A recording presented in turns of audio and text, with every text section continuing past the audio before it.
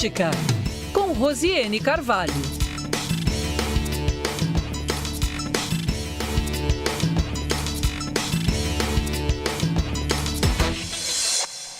Quatro horas e 50 minutos, hoje deu certo, hein? Hoje teve vinheta de abertura. Rose, boa tarde para você. Oi, Rose, você já tá com a gente? Boa tarde, Cid. Boa tarde para os ouvintes. Boa tarde. Rosiane Carvalho, sempre nesse horário aqui com a gente. Rose, votação da reforma tributária em Brasília segue em negociação e clima de tensão, né, que paira sobre possíveis impactos ao Amazonas. É isso mesmo, Rose? Conta mais pra gente. Olha, a gente esperava o relatório do senador Eduardo Braga hoje. Eles informaram que esse relatório, por acordos feitos com outras lideranças políticas lá no Congresso Nacional, será apresentado apenas no dia 11, no próximo dia 11, segunda-feira, portanto, né? E aí ficou acordado que ele vai ser lido numa sessão extraordinária por volta de 16 horas. A gente já vai entrar no ar aqui com novidades a respeito desse relatório na próxima segunda. E aí ficou um acordo de uma vista coletiva que vai dar mais ou menos 48 horas para análise por parte desses parlamentares, para que eles possam apreciar, né, dentro do contexto da CCJ e possivelmente votar este projeto no mesmo dia, né, no âmbito ali da CCJ.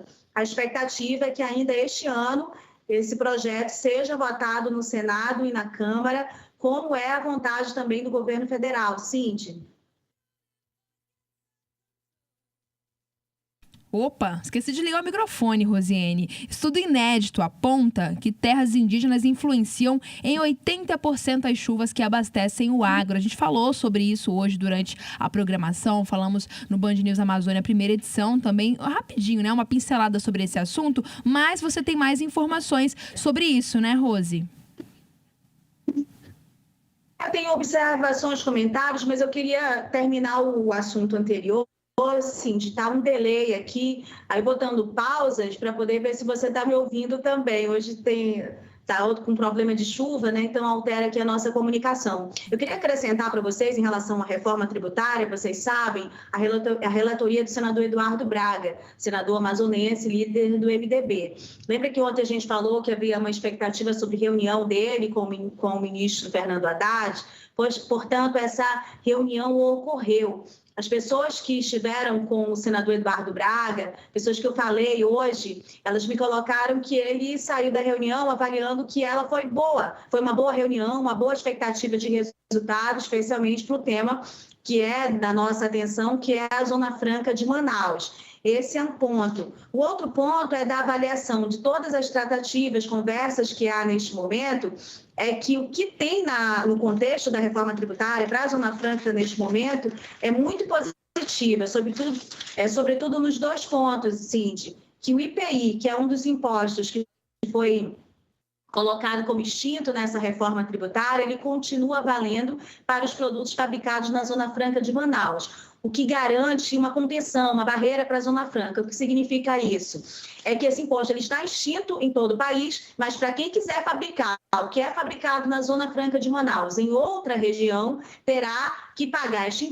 imposto em níveis altos, o que significa uma proteção, né, um diferencial para a Zona Franca de Manaus. E a outra questão é sobre os bens intermediários que geram créditos do IPI, né, para negociações em outras regiões. O que isso significa? Que os empresários que fabricam aqui, que ganham esses créditos, eles podem ter desconto em outros impostos em outras regiões. Isso é altamente positivo para a Zona Franca, são os dois pontos mais positivos que estão neste contexto do texto da reforma, do que a gente tem até agora. Claro que existe uma série de outras questões, no release que foi disparado aí pela equipe do senador Eduardo Braga, ele fala que recebeu milhares de emendas, sugestões e tudo mais, e que pelo menos 600 sugestões serão acatadas nesse relatório dele, que vai ser lido na segunda-feira. Então, só a segunda-feira que a gente vai ver como é que vai ficar mesmo o bojo em relação a tudo, e especialmente para concluir o assunto, sobre essa expectativa se será votada este ano ou só no próximo ano, a reforma tributária. Existem alguns contextos de implicação de quando alguns impostos passarão a valer e que, se for votado no próximo ano, algumas aplicações de impostos seriam colocadas para depois do ano eleitoral, que seria avaliado por alguns políticos como positivo, né? Já no contexto atual do governo federal, do governo Lula, da própria condição do ministro Haddad, você viu que ele acabou de colocar ali uma aplicação de novas regras de economias, né, para o governo. Isso não caiu muito bem, né, nas lideranças, né, no que as pessoas costumam chamar de mercado. Então, seria um ponto positivo, politicamente, estrategicamente, no contexto da economia, a aprovação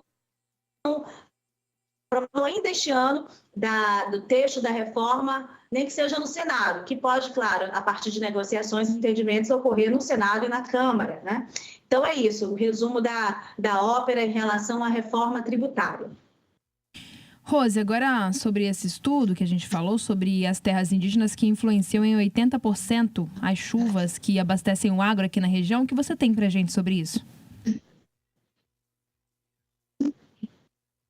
Olha, mais um estudo, você mesmo colocou que vocês já deram, é do Instituto Serrapilheira, que é um instituto privado, incentiva aí a pesquisa. Eles reuniram vários pesquisadores, a meu ver, mais um que reforça a ideia da importância das terras indígenas e o que esses guardiões da floresta, mas guardiões da vida humana, significam para todos nós e também para a produção agrícola do país, né? Eles fizeram um levantamento com dados do MapBio, do próprio FUNAI, dados dos satélites do governo, que mostram que a preservação dessas terras indígenas é altamente responsável pela produção de chuvas em várias regiões do país, sobretudo, né, mas as que precisam para a agricultura, que é o que vale aí para o poderoso agronegócio do nosso país. Então, sem terra indígena, né, é um contrassenso lutar contra as terras indígenas. A bancada do agro tem isso como meta principal no Congresso, mas isso chega a ser quase uma burrice diante dos dados que a ciência repetidamente tem mostrado para a gente. Acho que é um recado importante,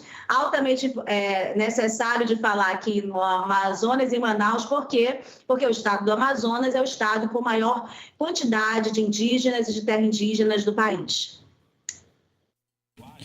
Rosiane Carvalho. Rose, você volta amanhã com a gente, nesse mesmo horário? Volto sim, Cid. É um prazer falar com você sempre. Tchau, boa tarde. Beijo.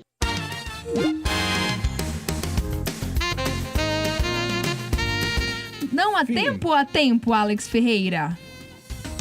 Há tempo. Há tempo, Cindy Lopes. Felicidade. Vamos